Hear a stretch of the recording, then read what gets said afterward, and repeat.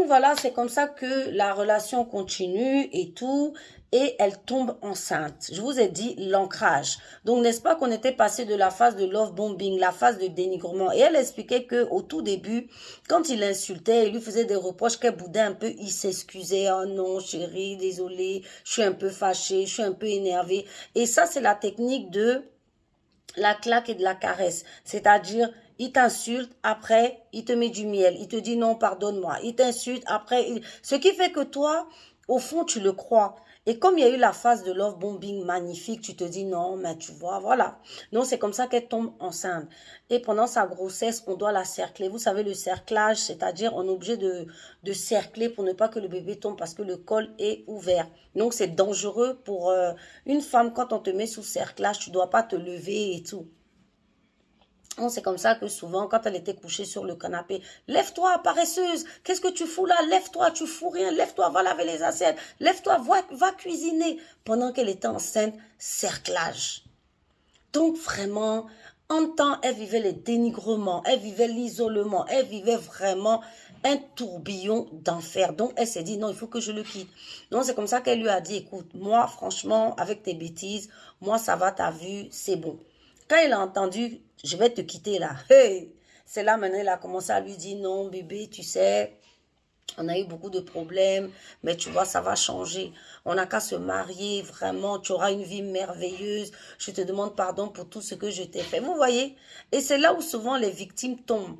Parce que quand il y a eu la phase de love bombing, il t'a tellement montré qu'il était merveilleux, il t'a tellement démontré que c'était un homme adorable, que toi, qu'est-ce qui se passe? Toi, tu y crois. Donc, quand il commence à te dire que ça sera merveilleux, tu y crois. Et c'est comme ça que elle a fait cette erreur.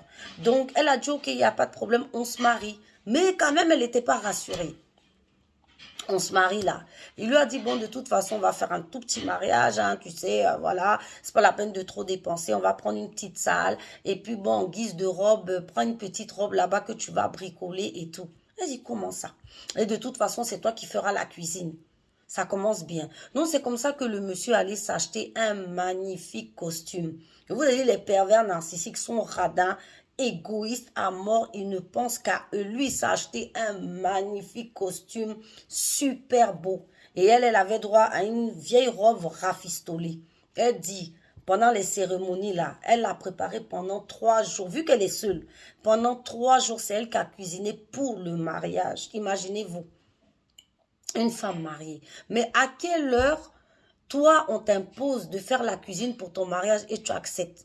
Ça dit ton mariage, c'est toi qui vas cuisiner. Toi qui c'est censé être le plus beau jour de ta vie. C'est censé être le jour le plus magnifique où tu dois rayonner là.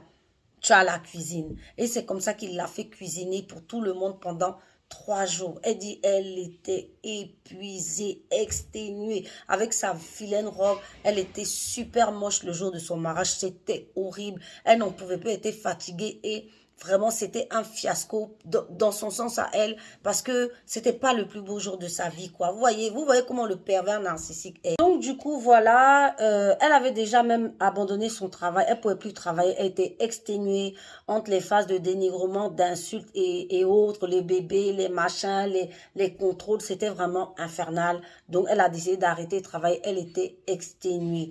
Et donc là, voilà le mariage qui vient de se passer. Donc, qu'est-ce qui va se passer maintenant? Le monsieur va accélérer. C'est-à-dire là, elle n'avait plus droit à avoir la carte bancaire, rien. Elle avait qu'un chéquier. Elle n'avait jamais 1 euro sur elle. Le chéquier, c'était que pour faire les courses. Il fallait qu'elle prenne le chéquier pour aller faire les courses. Elle dit qu'un jour, comme ça qu'elle allait faire les courses. Dès qu'elle est rentrée, il lui a demandé le ticket. Donne-moi le ticket, il faut que je vérifie là. Elle dit, mais vérifier quoi? Non, non, non, je dois vérifier si tu n'as pas acheté n'importe quoi. Ça, pourquoi tu as acheté ci? Ça, tu as acheté ça, pourquoi? Ça, c'est pourquoi que tu as fait? Ça, c'est pour...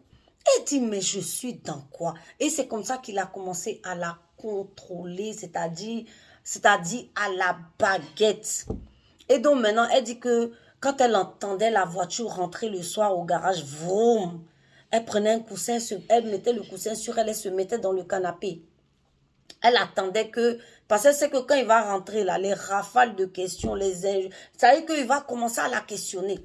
Non, maintenant, effectivement, dès qu'il rentre, ça Ça s'est bien passé la journée? Qu'est-ce que tu as fait aujourd'hui? Allez, montre-moi ton téléphone. Qui t'a appelé? Tel homme t'a appelé. Ah, c'est ça, hein, tu me trompes, hein. Ah, voilà, hein, tu as fait quoi aujourd'hui? Il va, il sort, il regarde la voiture. Le kilométrage a bougé. Tu es allé voir ta mère, c'est ça? Tu es allé faire ci, c'est ça? Normalement, tu dois avoir tel de kilomètres. Elle dit que elle vivait tellement avec la boule au ventre qu'elle a commencé à avoir des épisodes de tétanie. Tétanie, c'est un peu comme les épileptiques, là. C'est-à-dire, elle a commencé à... Elle manquait d'oxygène. Donc, quand c'est comme ça, on appelle les pompiers. On appelle les pompiers, elle va à l'hôpital, on lui met un peu l'oxygène. Quand elle rentre comme ça, c'est bon, tu as fini de faire ton cinoche. Ça y est, ton cinéma, tu as fini de... Vous voyez un peu la cruauté. Et moi, en fait, ce qui me trouble, en fait, dans ces histoires avec les pervers narcissiques, que je trouve vraiment, vraiment très bizarre, c'est que, en fait, t'as pas de bonheur, quoi. T'entendras jamais quelqu'un qui a été victime d'un pervers narcissique en train de te dire, à part le début, ma vie a avancé, j'ai vécu des bons moments. Non, c'est là où tu as perdu ton travail, c'est là où tu ne travailles plus, c'est là où tu fais des crises de tétanie, c'est là où vraiment rien ne va plus, tu commences à être dépressif. Est-ce que vous voyez en fait comment les emprises psychologiques peuvent, ou même physiques, peuvent vous emmener à un désarroi. Normalement, quand tu es dans une relation, ta relation doit aller crescendo, c'est-à-dire dans le bonheur. Ta relation ne doit pas aller crescendo dans le malheur. Et c'est l'erreur que vous faites souvent, mesdames.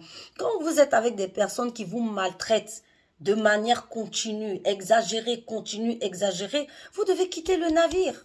Vous devez quitter le navire. Bon, on continue.